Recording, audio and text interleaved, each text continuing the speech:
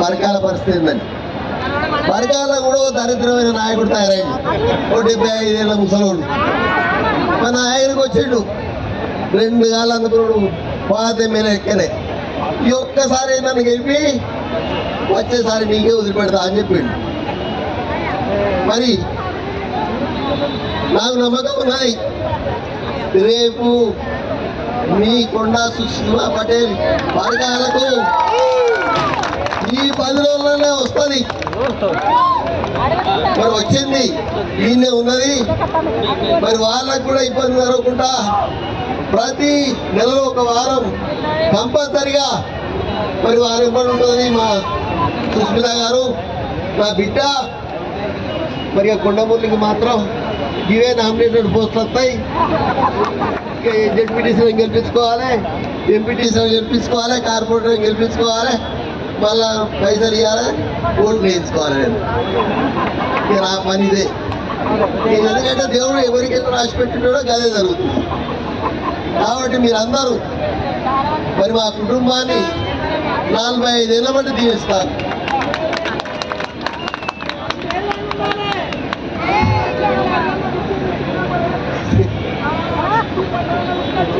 నాకు పటేలు మా మనోడు పటేలు కూడా పుట్టిండు. మీరు ఇబ్బంది పడదు. దయచేసి కార్యకర్తలు ఎక్కడ పేపర్లు వస్తే భయపడద్దు. నేను దేనికి భయపడను కాబట్టి మీరు కూడా మరి నా లెక్కనే ధైర్యంగా ఉండాలి, ధైర్యంగా ఎదుర్కోవాలి. మరి దేన్నైనా మరి తప్పులు ఏంటి అంతకన్నా ఎక్కువనే. మరి మీరందరూ కూడా ధైర్యంగా ఏదో ఇట్లా అవుతుందట అది మా అక్క మంత్రి పదవి ఏటు పోదు. ఆమె ఎప్పుడు ఉంటుంది, ఆమె ఎప్పుడు మంత్రి పదవిలో ఉంటుంది.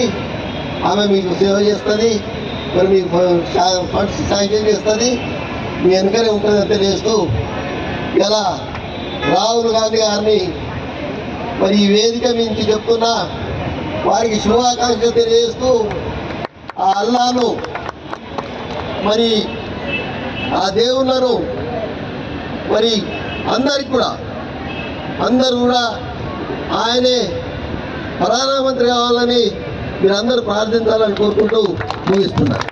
పద్ధతి మానుకోండి.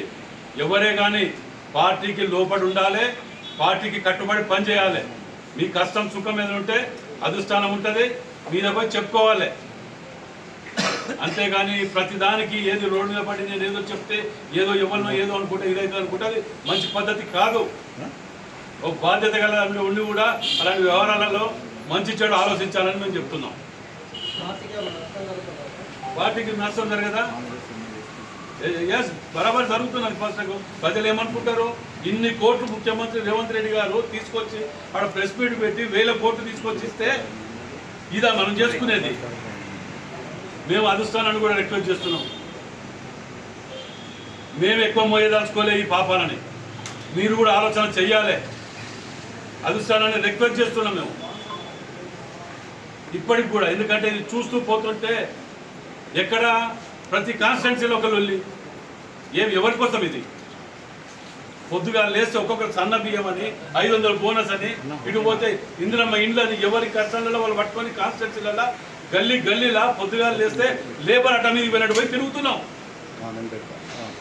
పొదికి ఒక్కొక్క ఇటుక బిడ్డ పట్టుకుంటా వరంగల్ జిల్లాని కట్టుకుంటూ వస్తుంటే కూలగొట్టుకుంటూ పోతుంటే మనది మనం కూలగొట్టుకుంటే దానికి ఎవరేం చేస్తుందంటే ప్రతిపక్షాలకు జవాబు దొరకలేదు మనం చేసే పనులకు. అట్లాంటి తరుణంలో మనది మనం చేసుకుంటే ఎవరికి చెప్తారు? అది ఆలోచన అధిష్టానానికి కూడా మేము దీని మీద కొన్నిటి మీద మేము రిక్వెస్ట్ చేసుకుంటూ రిప్రజెంటేషన్ ఇవ్వదలుచుకున్నాం. హైకమాండ్ కూడా మీది కూడా దీని మీద అటో ఇటో తేల్చవలసిందే. ఎందుకంటే ఎక్కువసేపు కూడా ఇది లేదు. పార్టీ చూస్తూ నష్టపోతుంటే మాకు బాధ వేస్తున్నది దాంట్లో.